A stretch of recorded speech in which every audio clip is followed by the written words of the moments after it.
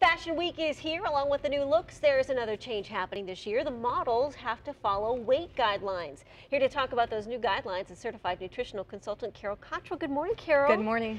A lot of this change was driven by designer Diane von Furstenberg. What are the new guidelines and are they more realistic? I think they're realistic, but they're kind of vague. One of the guidelines is that they're going to provide healthy meals for the models.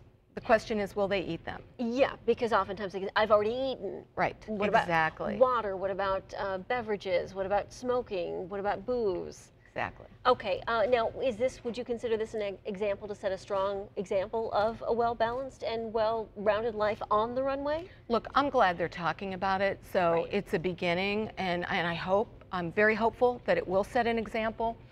But it's just the beginning. It's a small piece of a big puzzle. Okay, and the bottom line is we're not going to stop looking at magazines and fashion shows, so how do we create a positive body image for ourselves? See, that's just the thing, because we are going to look at magazines. That's where we go. We go to Glamour and 17, especially young women.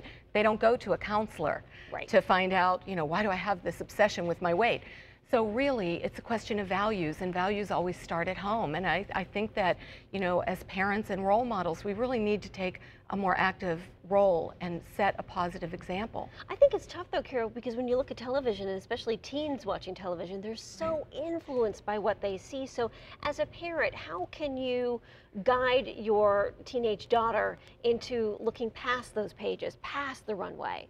Well, again, I think that, I work with a lot of clients where the mothers will say to the children, oh, I shouldn't have eaten that. How am I going to fit into the dress that I need to wear to this party? Kids hear all of that. It really starts at home.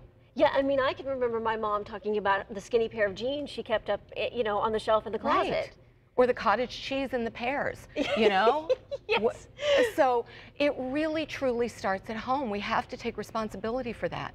And also be careful about how you talk about dieting around your children, right? Exactly. Any sort of tips for a mom who might be on a diet and trying to kind of create that positive environment? I think that we need to start talking about the things that we enjoy in life, in living, the creative endeavors that we're involved in, things that are outside of the way that we look, the beauty from within. Sure. Carol, thank you so much. For more information, we will link you up to all of Carol's tips on our website.